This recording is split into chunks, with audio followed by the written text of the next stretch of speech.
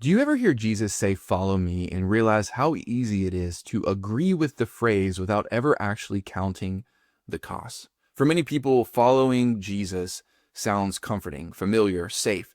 It feels like agreeing with his teachings, liking his values, or aligning with his message. And it can sound like belief without disruption, faith without surrender, a way to feel spiritually secure without allowing anything to truly change.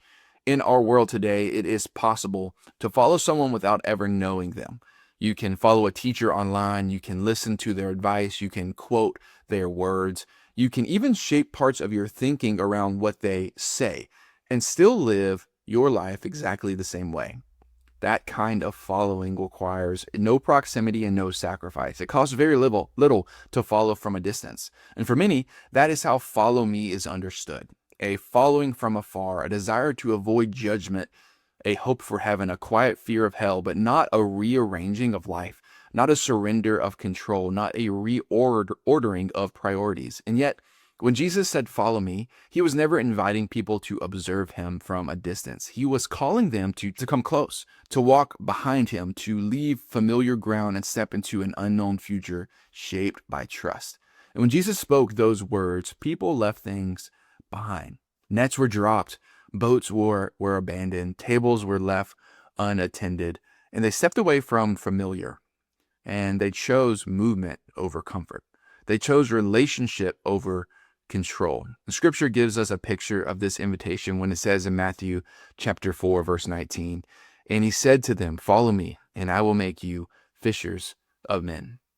That call was not symbolic, it was directional. It was relational. It required action. And they could not follow Jesus and remain where they were. They had to move, they had to respond. And following Jesus, it always involves a response. There was a moment in my life, when this became crystal clear. I realized that when what Jesus was actually calling me to was not partial obedience, not selective surrender, not a faith where I chose the terms. He was calling me to full submission, not a fraction of my life, but all of it. And that realization, it can be unsettling because often we want Jesus to improve our life without interrupting it at all. We want him to bless our plans instead of replace them. We want his peace without his authority and comfort without his commands. But Jesus never invited people to add him to their life. He invited them to reorder their life for him. And when Jesus says, "Follow me," he is inviting us away from a path that ultimately leads to destruction and into a way of life that leads to true flourishing. His call is not restrictive, it is redemptive.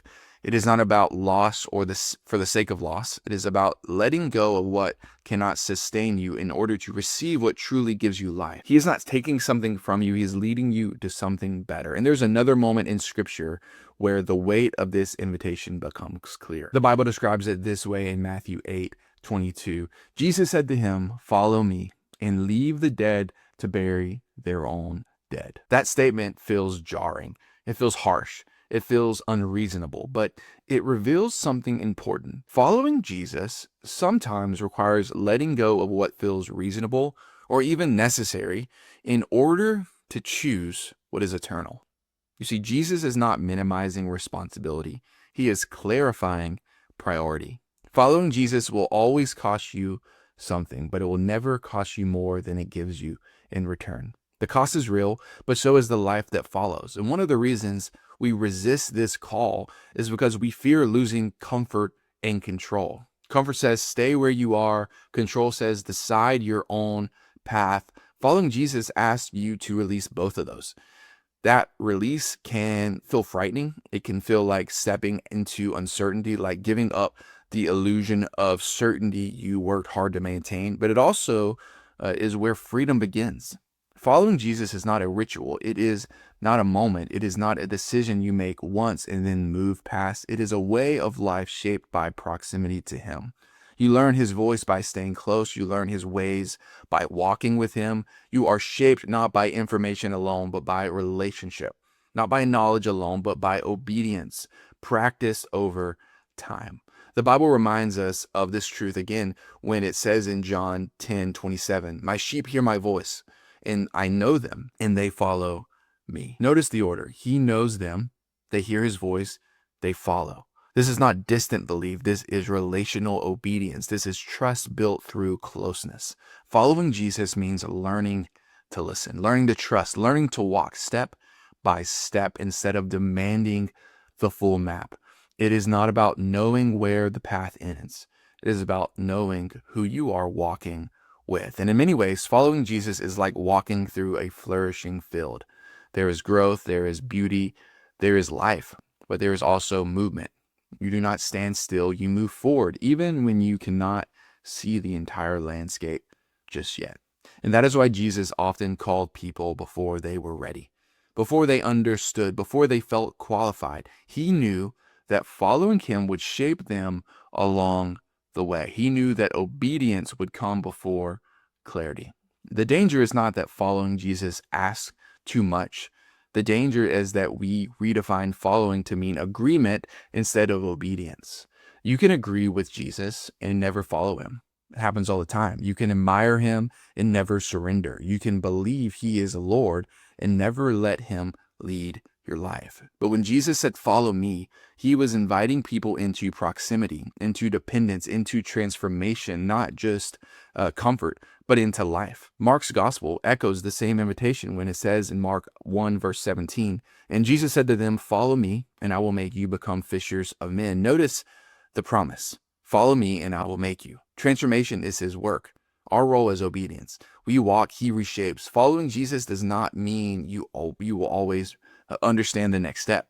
It means you trust him enough to take it anyway.